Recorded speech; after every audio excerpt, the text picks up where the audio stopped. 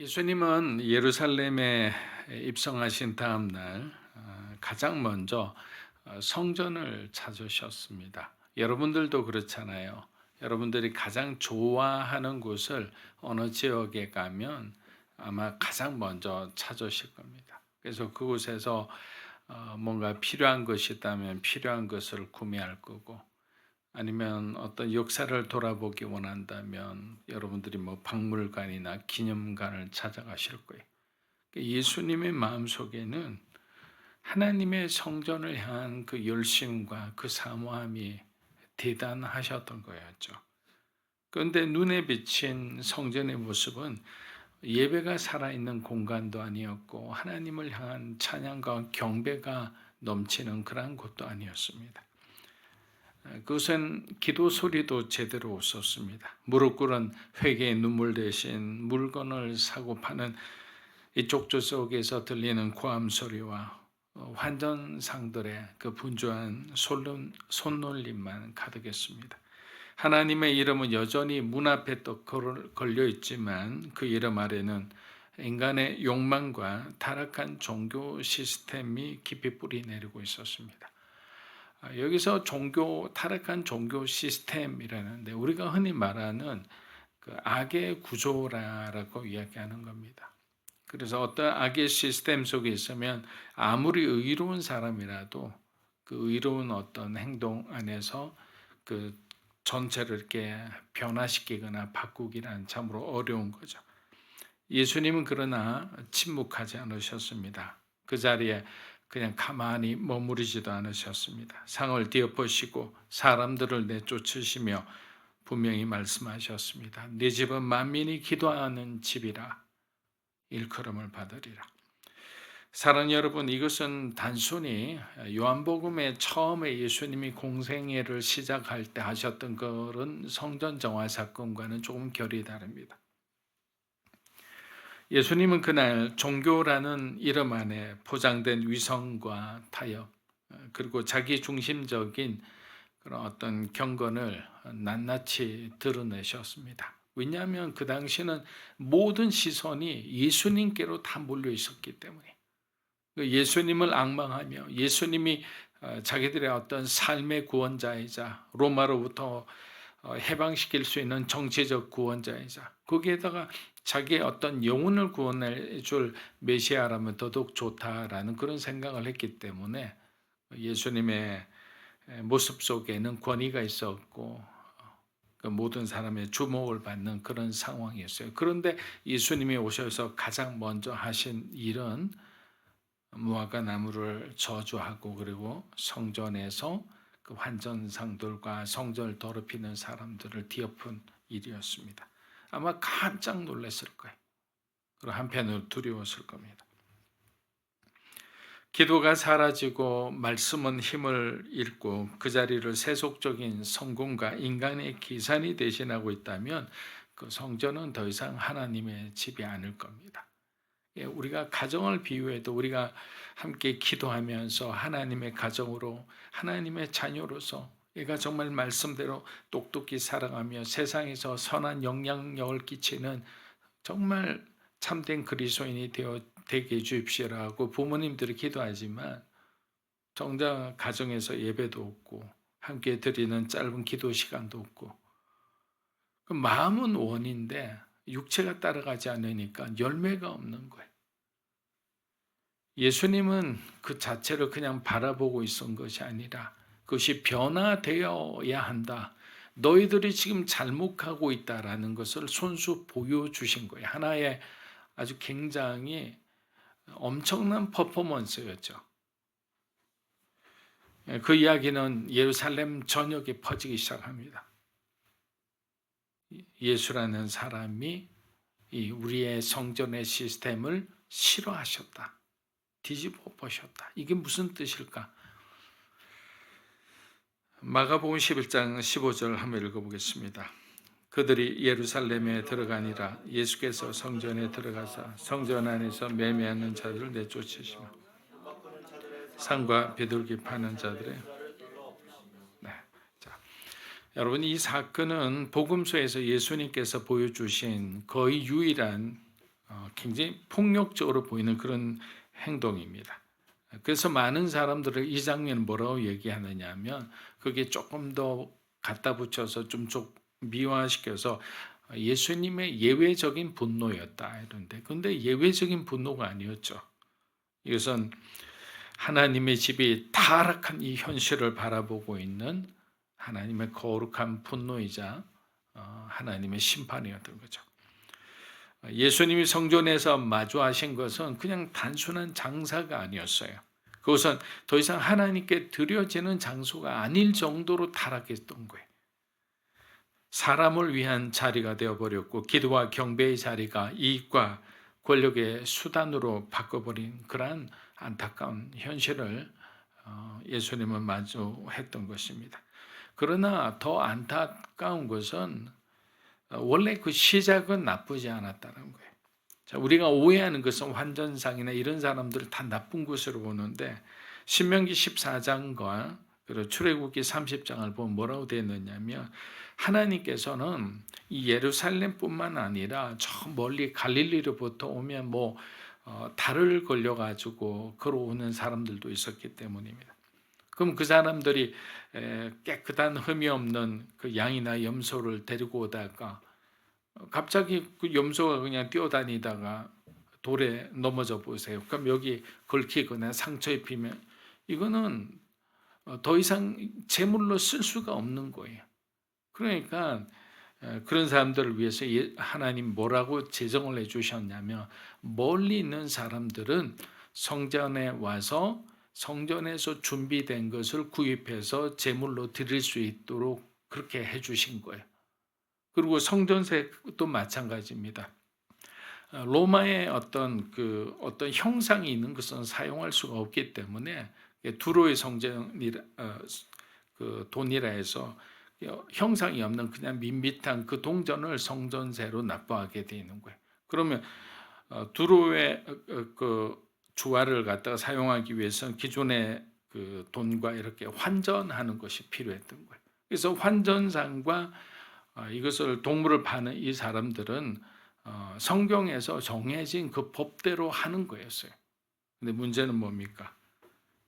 하나님을 섬기기 위한 이 수단이 사람들의 손에 들어가는 순간 이익과 기득권을 유지하기 위한 그런 악의 구조가 되어버린 거예요.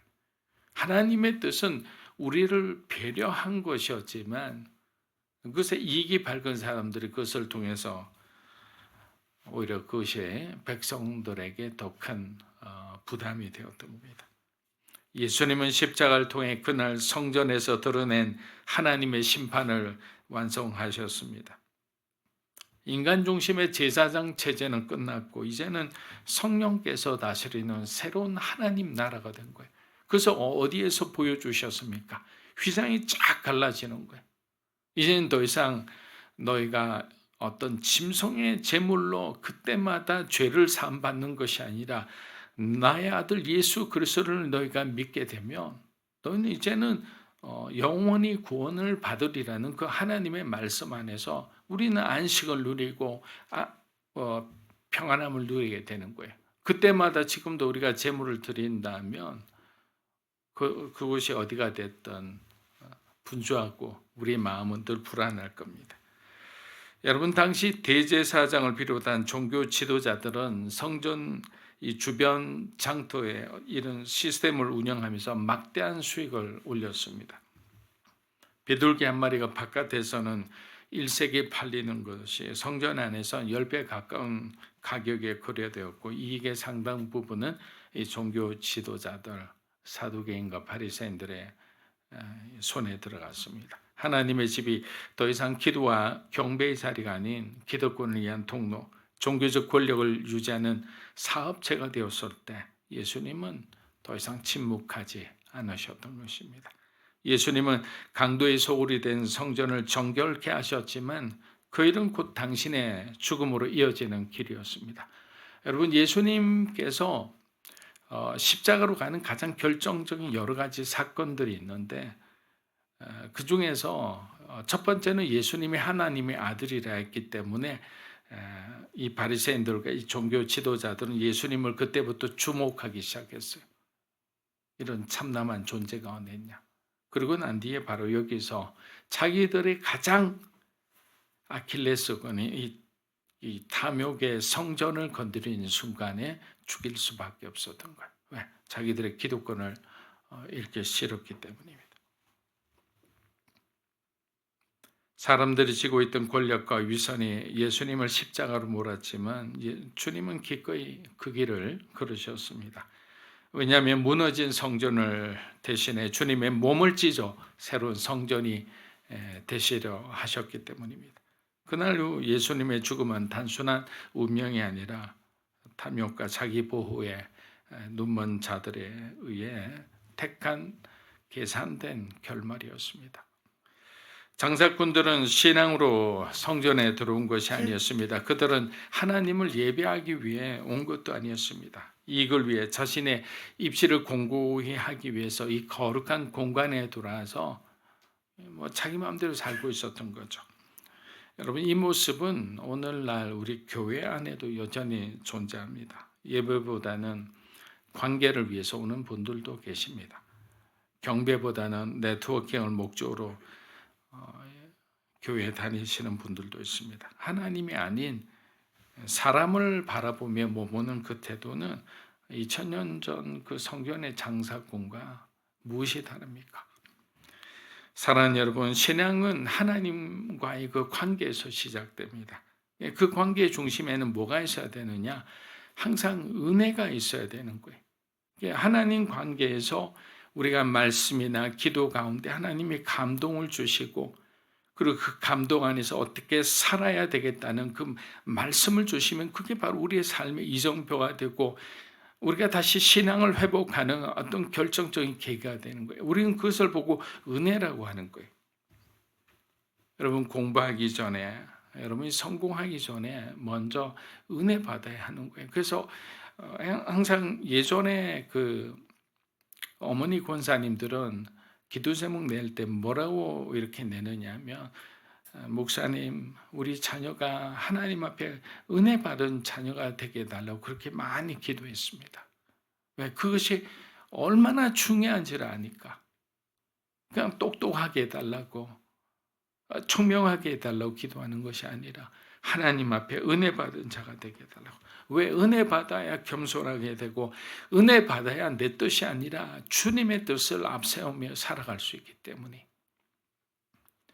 여러분, 요셉이 구덩이에서 은혜를 받으니까 이제서야 형들의 그 아픔과 그 형들이 아버지를 향한 그 사랑에 대한 그 갈망을 느끼게 된 거예요. 왜냐하면 자기는 아버지로부터 그냥 편애를 받으면서 그 사랑을 독식하니까 받는 자는 잘 모르죠. 근데 르벤 형이 장자로서 아버지께 얼마나 인정받기를 원했는지를 자신이 버림받은 그 구덩이에서 깨닫게 된 거예요. 고통이 끝난 후에가 아니라 고통의 한복판에서 요셉에게 은혜가 임했던 겁니다. 여러분, 은혜 받지 않은 사람이 지도자가 되는 것만큼 불행한 것도 없습니다. 그리고 그 은혜는 광야의 만나처럼 매일매일 지속되어야 합니다. 그래서 우리가 과거에 내가 하나님을 경험한 그 하나님만을 이야기해서는 안 되는 거예요. 오늘 나에게 하나님이 어떤 분이신지를 우리는 분명히 고백할 줄 알아야 되는 거예요. 오늘 하나님께서 나에게 어떤 은혜를 주셨는지, 오늘 하나님의 새벽 기도에 나에게 어떤 깨달음을 주셨는지, 내가 지금까지 이렇게 생각하고 있었는데 하나님께서 오늘 말씀과 기도 가운데 내 삶의 길이 어떤 길이라는 것을 분명히 가르쳐 주셨다는 것, 이게 바로 은혜라는 거예요. 근데 우리는 과거에 1년 전에 2년 전에 만난 하나님을 가지고 마치 간정하듯이 나누는데 그것은 은혜가 아닙니다. 마가복음 11장 우리 17절 우리 한번 읽어보겠습니다. 이에 가르쳐 이르시되 기록된 바 내 집은 만민이 기도하는 집이라 칭함을 받으리라 하지 아니하느냐. 너희는 강도의 소굴을. 자, 예수님께서 성전을 뒤엎으신 사건은 단지 종교적 정화 운동이 아니었습니다. 주님은 단순히 제도의 문제를 지적하신 것이 아니라 하나님의 이름을 빌어 하나님 없이 살아가는 우리의 그 본성을, 악한 본성을 고발하신 거예요. 이게 무서운 것 같아요. 우리도 그래요. 저도 문득문득 그럴 때마다 두려울 때가 있죠. 하나님의 이름을 빌어 하나님의 뜻대로 살지 않는 것만큼 두려운 것은 없습니다. 우리는 너무 쉽게 어떤 환경이 어렵기 시작하면 가장 먼저 기도를 잃어버려요. 오히려 더 기도해야 되는 시점에 기도를 잃어버립니다. 말씀보다 감정에 이끌리고 예배보다 관계를 더 중시하고 하나님 앞에 무릎 꿇기보다는 사람 앞에 어떻게든 잘 보이기를 더 중요하게 여길 때가 있습니다. 그러나 예수님은 우리에게 단호하게 말씀하셨죠. 내 집은 만민이 기도하는 집이다. 하나님의 교회는 어떠해야 되는지, 하나님의 백성은 어떤 삶을 살아야 하는지, 그것을 로마서 12장 1절과 2절에서 바울 사도가 우리에게 명확하게 말씀해 줬잖아요.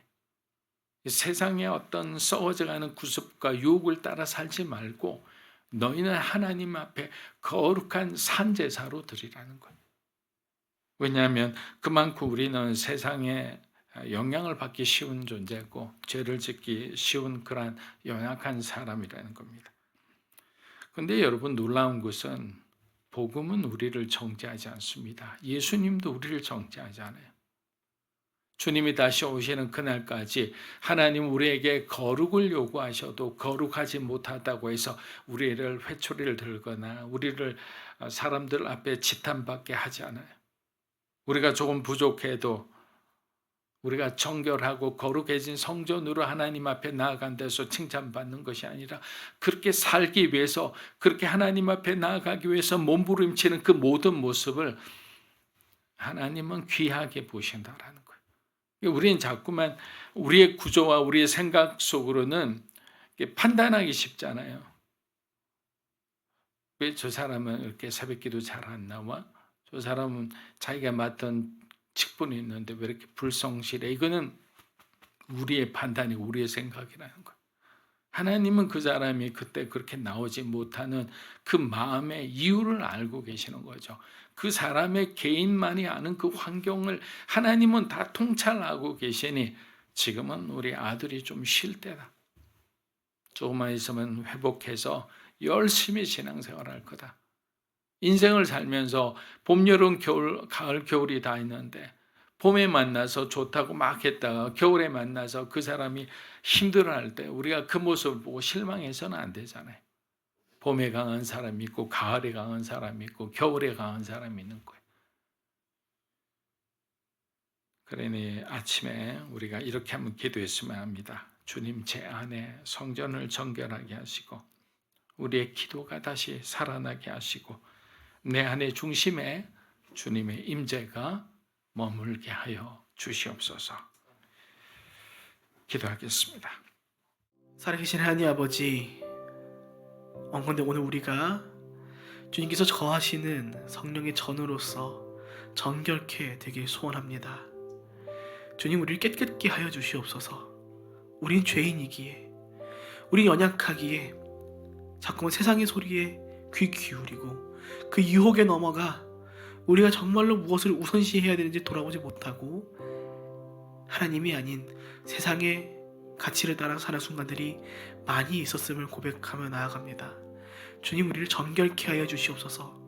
그리스도의 몸된 교회를 먼저 정결케 하시사 우리를 통하여서 그 은혜가 흘러갈 수 있도록 인도하여 주시옵고 그 교회를 세우는 모든 지체들 가운데 하나님, 오늘 정결하게 살아가기 위한, 거룩하게 살아가기 위한 모든 필요와 능력과 지혜와 힘을 더하여 주시옵소서.